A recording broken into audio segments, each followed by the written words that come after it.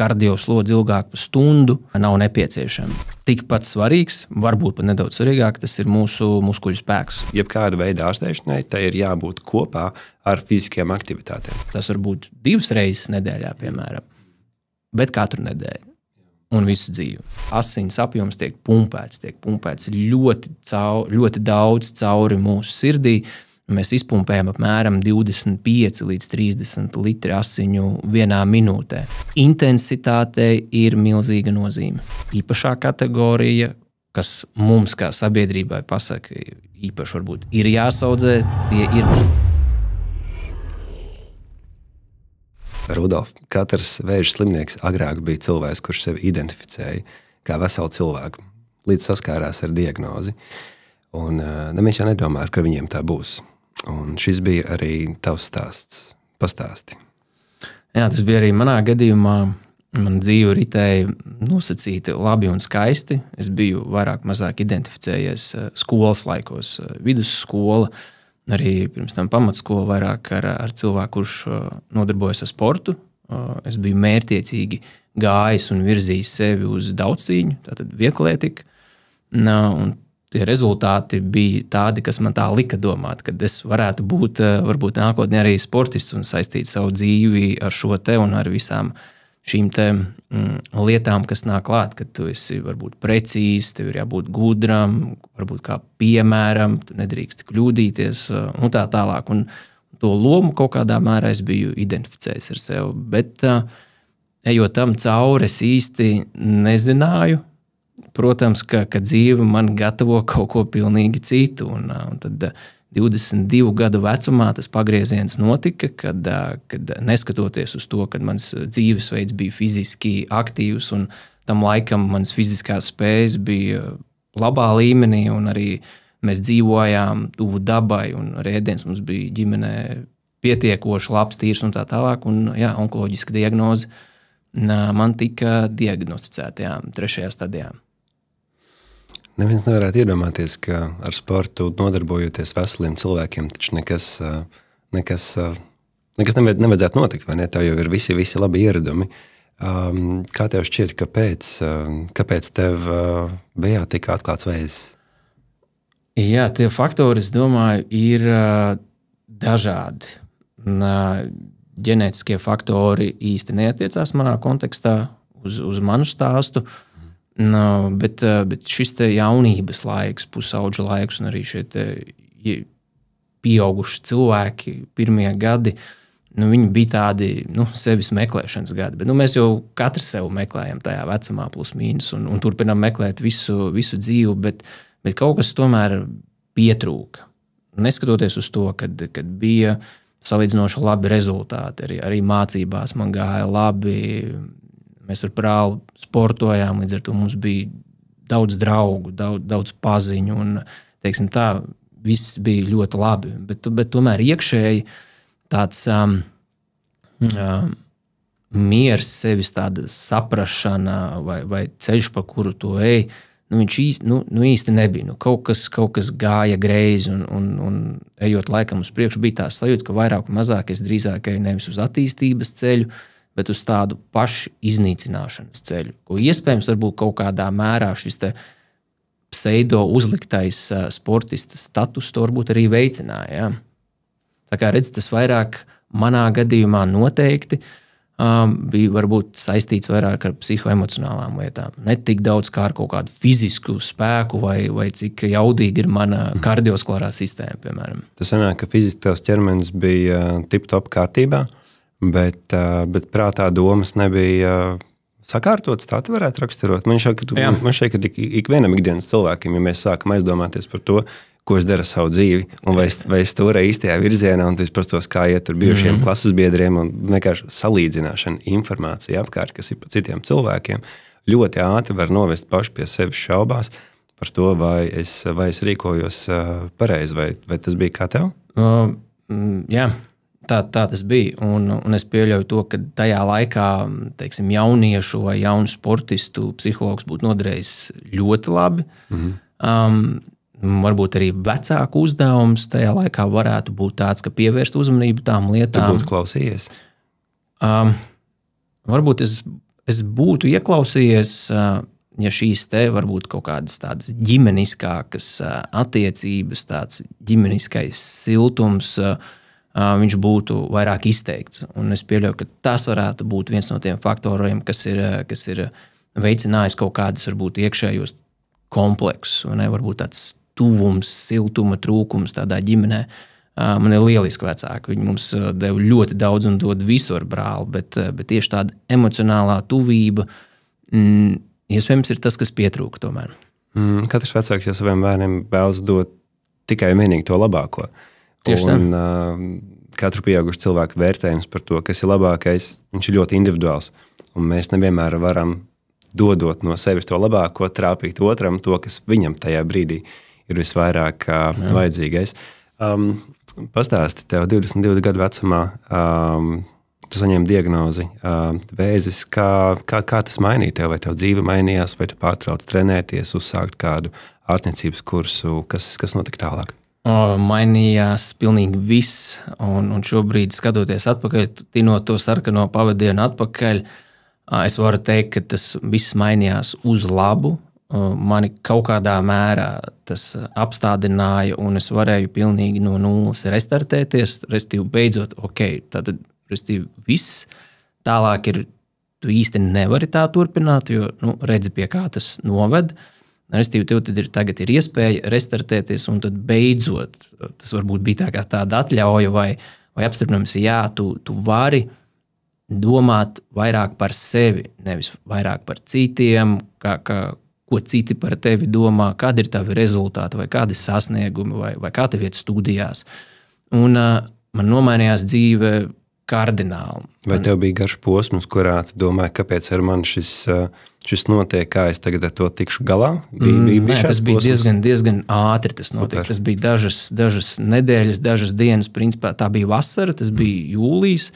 Un tieši tajā vasarā tad arī viss izmainījās. Pirms tam es 2 gadus studēju biznesa vadību organizāciju, kur tad arī visas tādas lietas jau bija viss pa daudz, un tad tu saproti, kaut kas īsti neiet. Un tajā vasarā tad es saņēmu diagnozi un tieši iestājos arī Rīgas Traņu universitātē, rehabilitācijas fakultātē, ergoterapijas studiju programmā. Un tad tas bija pilnīgi jauns sākums gan tādā studiju virzienā, lai es nekad pirms tam sevi nebiju iztēlojis, ka es varētu iet šo te ārstniecības ceļu, un kopā ar šo te noteikto diagnozi tas bija kā tāds jauns sākums, kas attiecās uz fiziskajām aktivitātēm, un kas ir tāds jau liels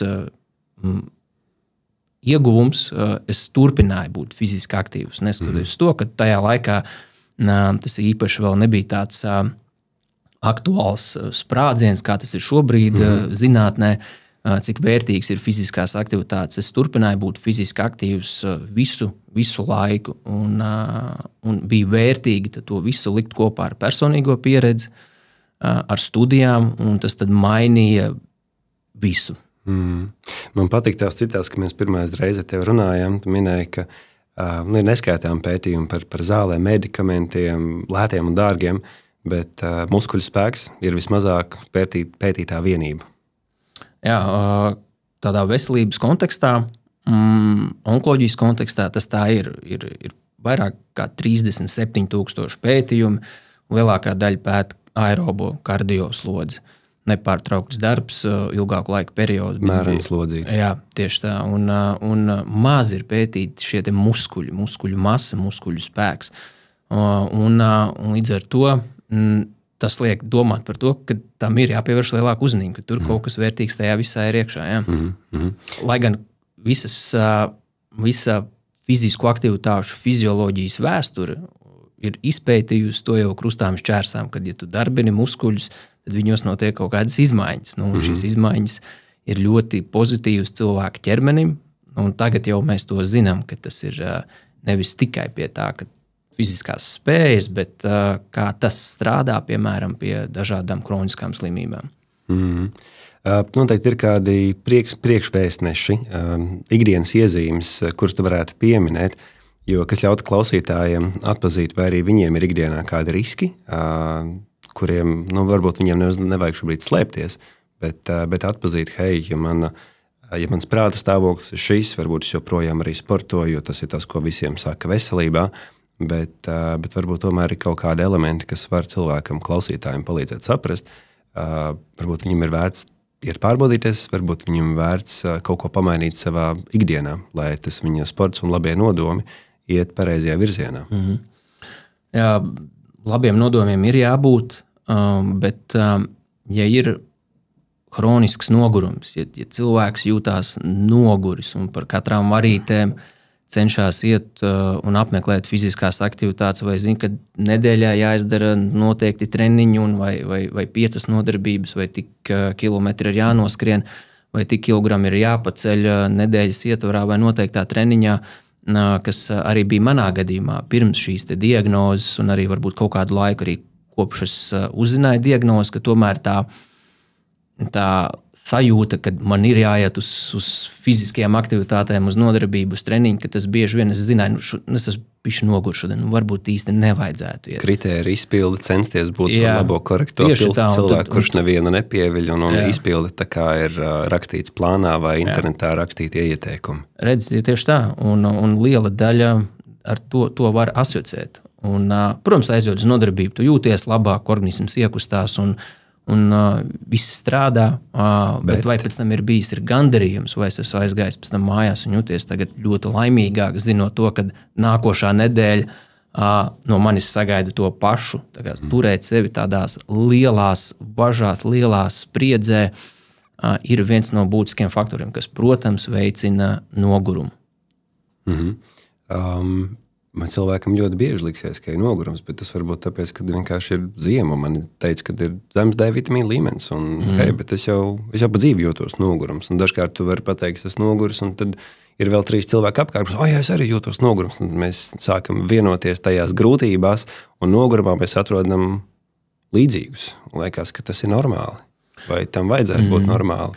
Ir lieta, ja mēs cenšamies to visu attaisnot ar slinkumu, ja mēs tiešām godīgi cenšamies pajautāt, un ja mēs zinām varbūt tās, ka manas fiziskās aktivitātes tomēr nav ļoti regulāras, varbūt man ir dažas nodarbības nedēļā, varbūt ir kaut kādas nedēļas bez fiziskajām aktivitātēm, un tad es cenšos to visu kaut kādā mērā attālināt ar to, ka man ir nogurums. Visdrīzāk var būt tās, ka šīs lietas nav īsti savienojums. Varbūt šis nogurums viņš var būt, viņš arī ir cilvēkiem, varbūt ikdienas ir liela darba spriedze, mazkustīgs dzīvesveids, tās lietas kombinējoties kopā rada nogurumu. Protams, enerģijas balanss viņš ir traucēts, bet ja tas nav saistīts ar slinkumu, visdrīzāk to vajag respektēt, bet ja mēs sev godīgi uzdodam, vai tomēr es negribu saņemties un sašņorēt šos apaus, jo tomēr bišķiņ tas slinkums man iezogās, tad visdrīzāk tas nozīmē to, ka ir jāpieceļās un ir jāiet ārā kaut vai vismaz staigāt. Jā, slinkums, manuprāt, ļoti dabīga cilvēka sajūta, vēlēšanos taupīt enerģiju. Ja mēs bijām noguruši, daudz izmantojām prātu strādājot varbūt ar cilvēkiem atdodoties, tad enerģija patērēt. Un pats pirmais, ko organisms tev sūtīs, patērējam daudz enerģiju, tagad pataupīsim, un tu jūti slinkumu. Bet gan jau, ka citu dienu pieredze palīdzēs arī saprast, vai tajā enerģijas izsīkumā un vēlēšanās ekonomēt enerģiju, un tu aizēji uz grūtu spēku treniņu, tev tiešām tas treniņš vienkārši neiet, tad visticamāk to nevajag darīt pareizi. Bet ja tev ir iespēja izvēlēties, piemēram, citas fiziskās aktivitātes, kā pastaiga, kā, piemēram, superlēns skrējiens, braukšana riteni vai soļošana pa veloceliņu, airēšanas trenižieris, ir daudz tehniskas iespējas un izvēles, un tad noteikti ir vērts pamēģināt, ja šis nestrādā otrdienās, kas ir garās darba dienas, tad varbūt otrdienās strādā kaut kas cits. Tam nav jābūt pēc to kritēriju izpildes. Jā, tieši tā. Saki, vai ir kādas cilvēku grupas atšķirības dzimumos vai profesijas un amati, kuriem ir pastiprināti jāpievērš uzmanība, kā viņu fiziskais un mentālais nogurums ierindojas ikdienā, un vai varbūt šiem cilvēkiem ir, varbūt ir šādi cilvēki pastāst? Man ikdiena paiet fizisko aktivitāšu tādā noskaņā, fizisko aktivitāšu klīnikā. 99% ir cilvēki, kas nāk ar onkoloģisku diagnozi, un mēs tad kopīgi veicam strukturizētas fiziskās aktivitātes. Un protams, kad šajā sfērā ar kolēģiem mēs darbojamies apmēram 10 gadus, un zināmas iezīmes mēs varam savienot kopā, atsaucoties arī uz manu personīgo pieredzi.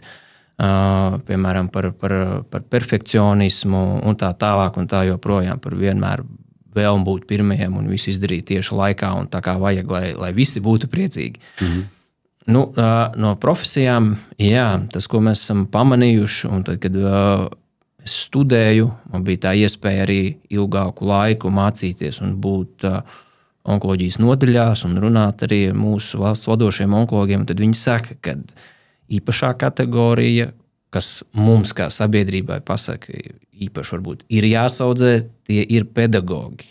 Tie ir skolotāji, tas ir skolotājs un arī skolu direktors. Un tā ir tāda kategorija, kuru mēs skatāmies tikai pēc profesijām, tad ir visvairāk. Jā, un apmēram 40–50% no cilvēkiem, kas nāk, ir tieši šajā te profesijā. Un dažādos vecumos. Tie ir jauni cilvēki, 30, 35, 40, 45, arī cilvēki 50, 60 gadu vecumā, tieši šī pedagogi.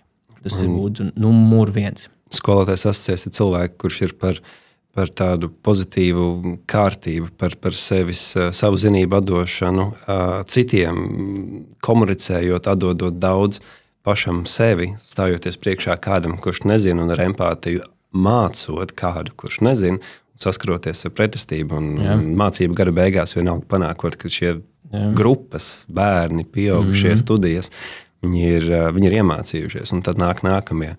Un šeit, ka tas ir pietiekami augsts atbildības sloks, un es nezinu, ja mums šobrīd klausītājos ir arī skolotāji, kā viņi varētu justies, zinot, ka viņi jau no sevis atdod tik daudz, un papildus vēl viņiem ir ļoti jāsargā pašiem savu muguru un veselību, jo viņi statistikā šobrīd ir pieminēti, ka hei, tev ir mazliet potenciāli augstāka riska grupa, skatoties pēc citiem teviem amata brāļiem māsām.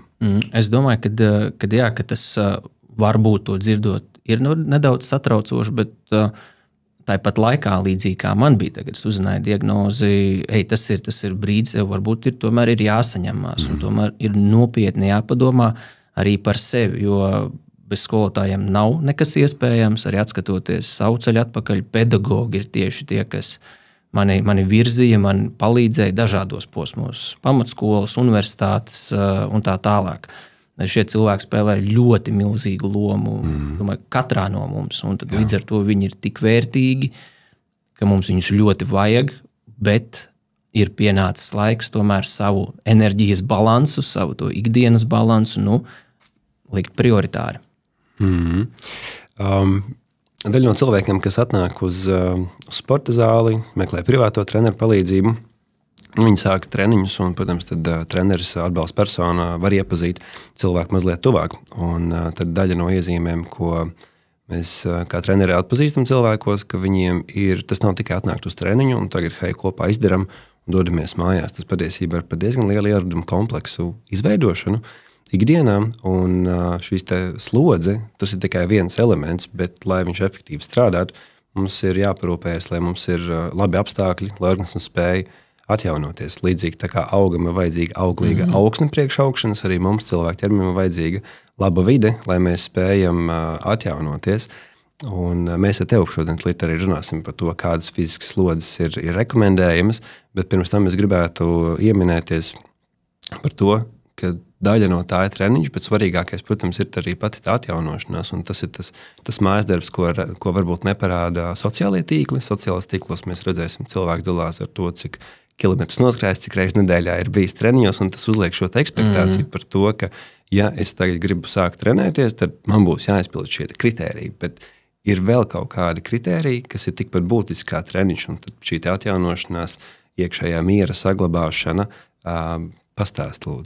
Tieši tā, un nav jābūt tā, un kad tagad tās kustības vai treniņš pārņem visu cilvēka dzīvi, un jo tu vairāk trenējies, jo būs labāki rezultāti, un tā. Jautājums ir, kāds ir mērķis, ko mēs vispār gribam sasniegt ar fizisku aktivitāšu nodarbību, un viņi ir dažādi, un man ir prieks, ka mūsdienās tas viss mainās ļoti izteikti. Agrāk, un arī manā laikā, kustības ir bijušas man tuvu visu laiku, bet es jau īsti nesapratu, kāpēc man tur treneris liek darīt to un to, gatavojoties sporta sacensībām.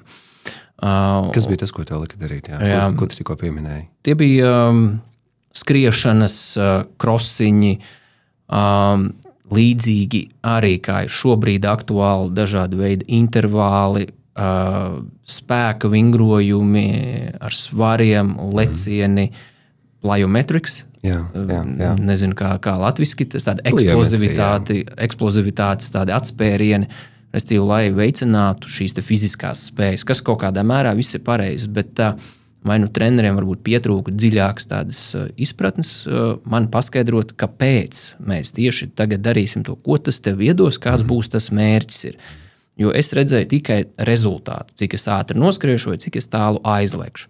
Šobrīd tas fokus mainās, piemēram, uz to, ka tu domā, tu taisi pietupienus un tu zini, ka tur tajā šūnās kaut kas interesants notiek, ka muskuļi tomēr piedalās tajā darbā. Jā, tu zini, ka pietupieni varbūt nav ļoti viegli, viņi tev sagādā piepūli, bet tu domā, piemēram, par tiem pašiem miokīniem, par proteīniem, ka viņi asinsritē paliek vairāk un mainās tas fokus, un līdz ar to tu saproti, ka šī nodarbība, jā, tev prasa kaut kādus fizisku zināmu slodzi, bet viņai ir kaut kāds mērķis ir. Pareizi.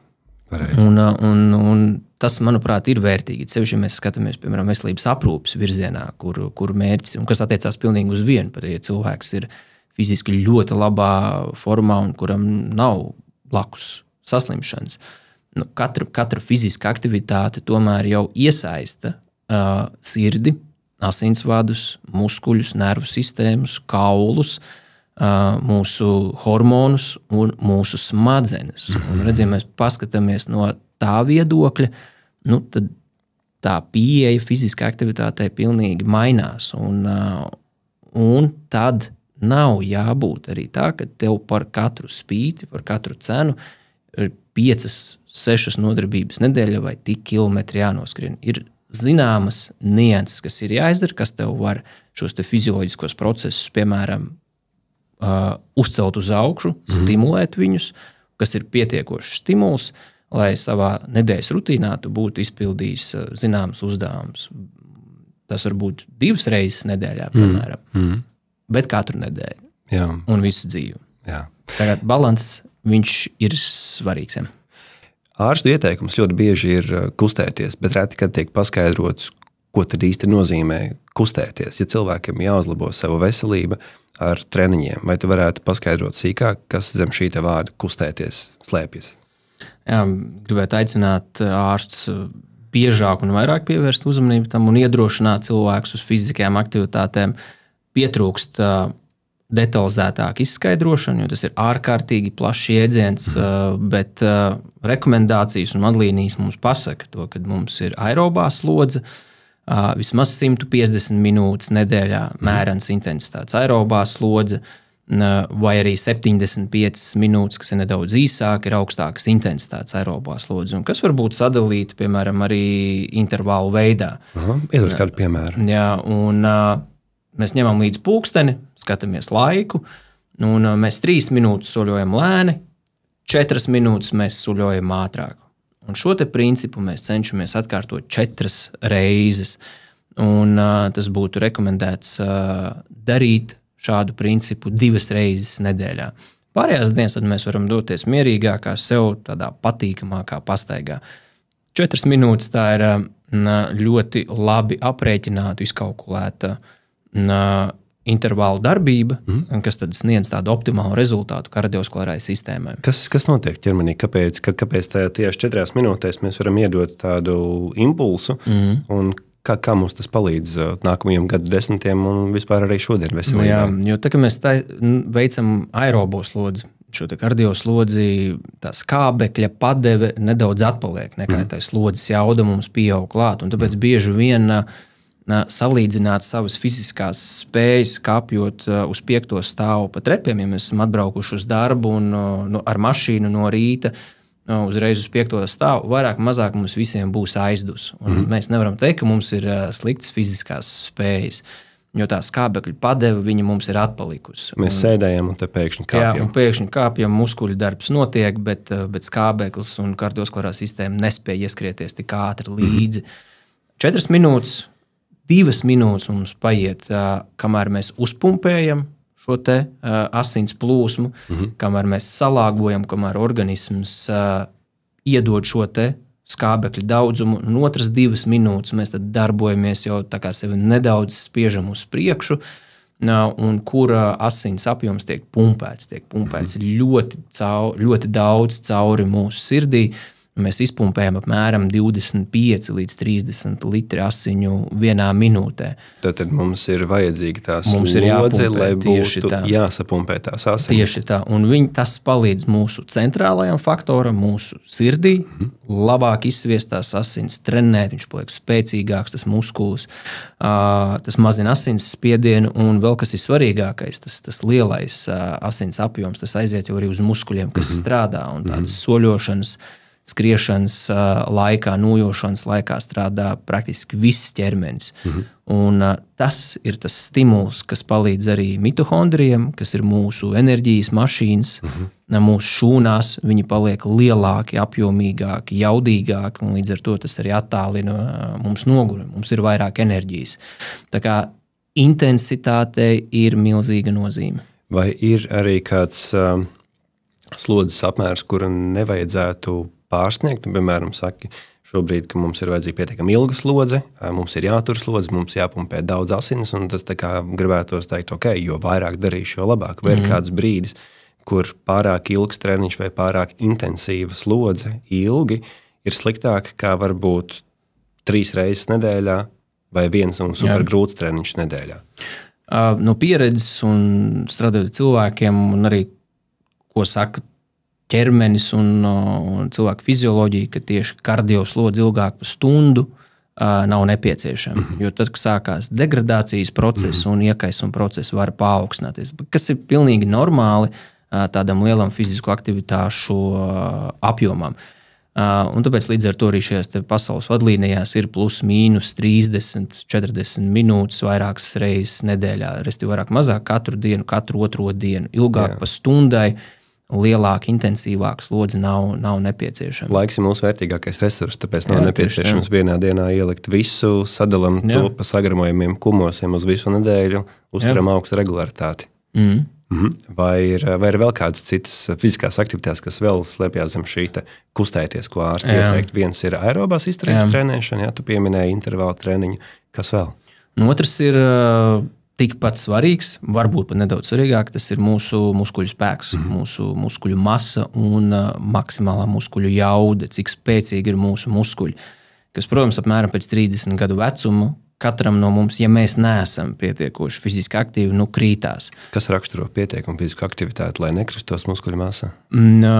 Sekot līdzi regulāram, strukturizētam fizisku aktivitāšu režīmam, līdzīgi kā kardioslodze, arī spēka vingrojumos svarīgs faktors ir intensitāte. Mums katram ir jāatrod tāds atbilstošais svars, kurš mums ir pietiekoši stimulējošs, lai mūsu nervu sistēma un mūsu muskuļi varētu mainīties. Literatūra mums pasaka nedaudz jau priekšā, un pasaka diezgan daudz, kad tā intensitāte, lai mēs tiešām varētu kaut kādā laika nogrieznī, teiksim, 8-12 nedēļu laikā, 2 reizes nedēļā veicot spēku vingrojumus, redzēt kaut kādas būtiskas izmaiņas, tad mums būtu jāceļ apmēram svars, kas atbilst kādiem 65% no mūsu fiziskajām spējām. Tas, respektīvi, būtu svars. Mēs izpildam kādu vingrojumu, mēs varam šo te svaru pacelt labi apmēram kādas 12 līdz 15 reizes. Paņemsim tādu vizualizējumu piemēru, piemēram, tranžieras legpreses, ja mēs sēžam tranžierī un ar kājām tad spiežam platformu, tad man būtu jāizvēlās tik smags šis te darbs, lai es viņu varētu labi cenšoties izpildīt 15 reizes, kā tu minēji. Ja man dusmīgs treneris stāvēt aiz muguras, tad var būt 17. 17 bet es apstājos pie 15. Kāpēc? 2 cēlienus mēs atstājam rezervē, lai nodrošinātu to, kad mēs esam klātesoši un varam kustību izpildīt pareizi. Kontrolēti un mērķiecīgi. Un legpress ir ļoti labs trenžieris, kustības nosacīt ir vienkāršas, viņas ir drošas, un līdz ar to mēs tad varam manipulēt ar attiecīgi šiem te svariem. Tā kā intensitātei ir liela nozīme. Ja pētījumi arī to parāda, ja ir cilvēks fiziski aktīvs, arī seniori ir fiziski aktīvi, tās varbūt ir tādas regulāras pastaigas, regulāras nojošanas, varbūt reiz nedēļā galda tenisa uzspēlēšana, kas ir apsveicami, visus to aicinam, bet tas mūsu maksimālo muskuļu spēku nepaukstinās. Mūsu muskuļu masa, viņa turpinās kristies. Nekas nespēja aizstāt mērķtiecīgu, strukturizētu spēka, treniņu spēka vingrojumus. Un muskuļi ir visvērtīgākais, kas mums ir tāpat skaitā veselības aprūpes kontekstā, ja mēs atgūstamies vai ejam cauri ārstēšanās procesam, bet arī veselīgas dzīves novecošanās kontekstā muskuļi ir ļoti, ļoti vērtīgi. Tad, jo vairāk veselīgu, dabīgu muskuļu masu mēs varam paņemt līdzi uz vecumdienām, potenciāli lielāka iespēja, ka mēs ilgi būsim veseli. Tieši tā, un mēs varēsim būt neatkarīgi, mēs varēsim darīt tās aktivitātes, kas mums katram ir svarīgas. Tas arī ir mans mērķis būt vecumdienās maksimāli spējīgam un parūpēties fiziski par sevi. Un gadījumā, ja es eju ziemā pa slidenu ceļu, es cerams nepakrītu, jo mana nervu sistēma ir spējīga ātri sagrupēties, ko mēs varam nodrošināt ar spēka vingrojumiem. Mēs paralēli stimulējam nervu sistēmu, bet tomēr, ja sanāk tā, ka es nokrītu, mani kauli ir pietiekoši stingri, ka viņi iztur šo te triecienu. Es varu pats piecelties, man varbūt sāp, ir kāds zilums, bet es jūtos droši pārliecinos un es dodos tālāk. Cilvēkam 30 gadu vecumā baigi negribēsies domāt, kādas tur vispār ziema paslīdēšana. Man taču tagad ir automobīls līzingā, pazemes parkingā, iekāpa, aizbrauc uz darbu, izkāpa ārā.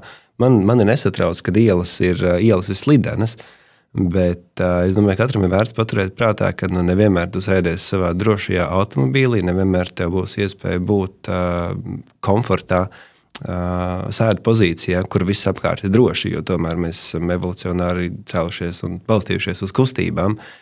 Mēs sarunu iesākām par to, ka gan nevajadzētu tiekties uz tiem kritērijiem, ka nevajadzētu izpildīt visus treniņus un kā sociālo tīklu spiediens mums rāda vislabākos rezultātus tikai un vienīgi, hei, pacēlu šitik, izpildīt daudz, notrenējos 6 reizes nedēļā, tie daudz tādi sociālā spiediena standarti par to, kā vajadzētu izskatīties veselīgam dzīvesveidam, bet vai tāpēc nepārslogot sevi un sēdēt dīvainā nozīmē, ka tas ir labākais veids, kā atpūsties pēc nogurdinošas dienas? Nē, tas nav labākais. Visur ir svarīgs enerģijas balanss un nedēļas kontekstā ir jāatpūšās.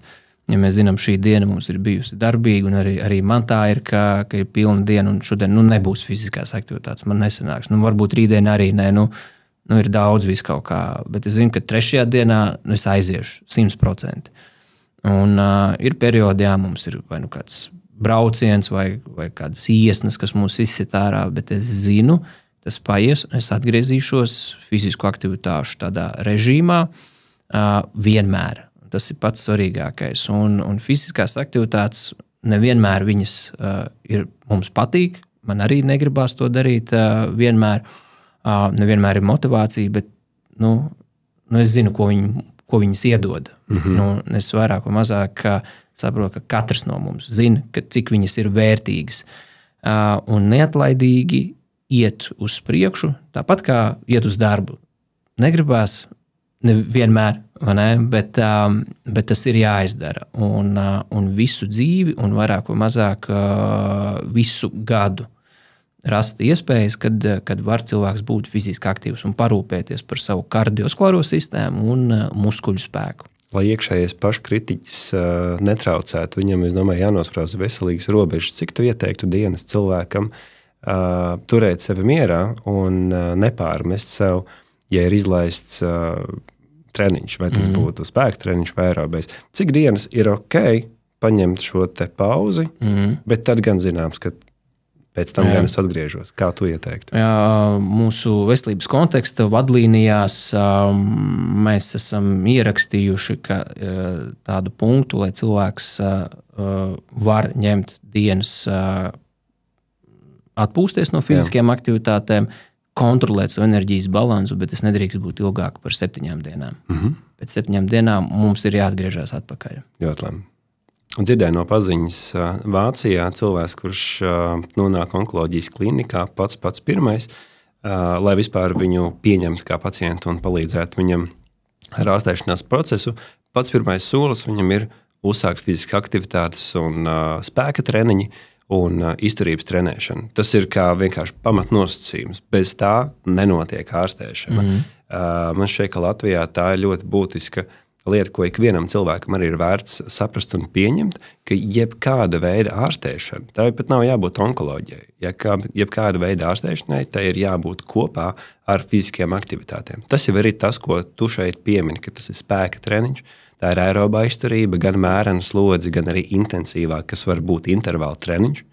Un ka tam jābūt pamatā, lai strādātu medikamenti, lai strādātu ķermenis normāli, tā kā tam ir jāstrādā, un mēs varētu ar jebkurām slimībām tik galā, jo mums ir labāka pamata bāze. Tieši tā, tu visu pateici, ko es visu studējis.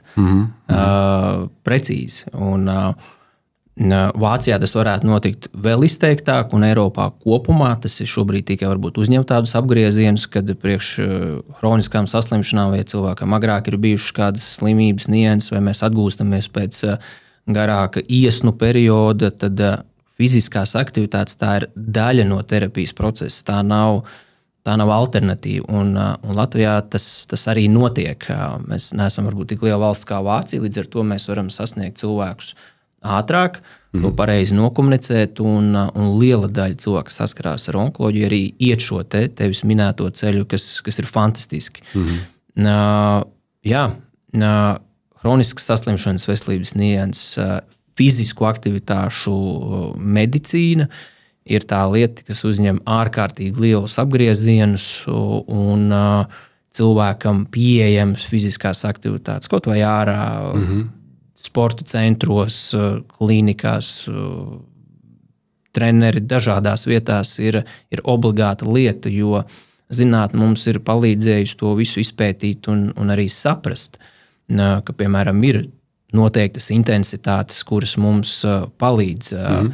Tieši tāpat ātrāk medikamentus, to pašu ķīmijterapiju piegādāt uz audzēju caur muskuļu darbību, vairāk stimulēt imunitātes šūnas, lai viņas lokalizējās vairāk ar pašu audzēju.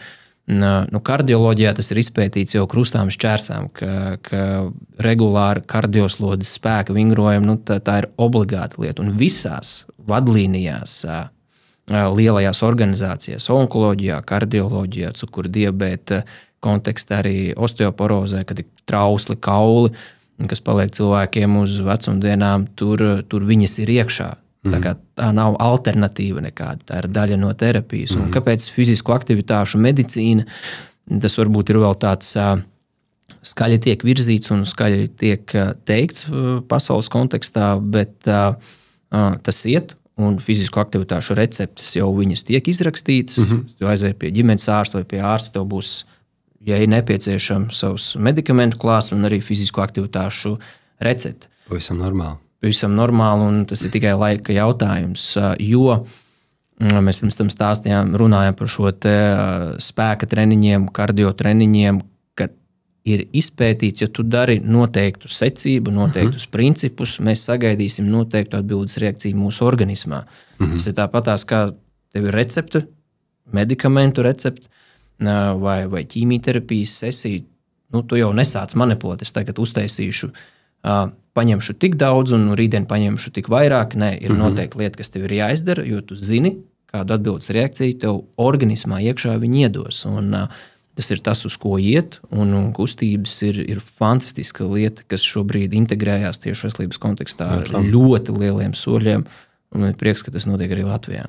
Katram cilvēkam ir iespēja izvēlēties, kādu signālu dot savam ķermenim, vai mēs ar kustībām dodam signālu būt stiprākiem, izturīgākiem, ko ņemt līdz nākamajos gada desmitos, vai izvēlēties šī brīža komfortu, ļauties enerģijas taupīšanai un dot signālu nepalikt stiprākiem, izturīgākiem.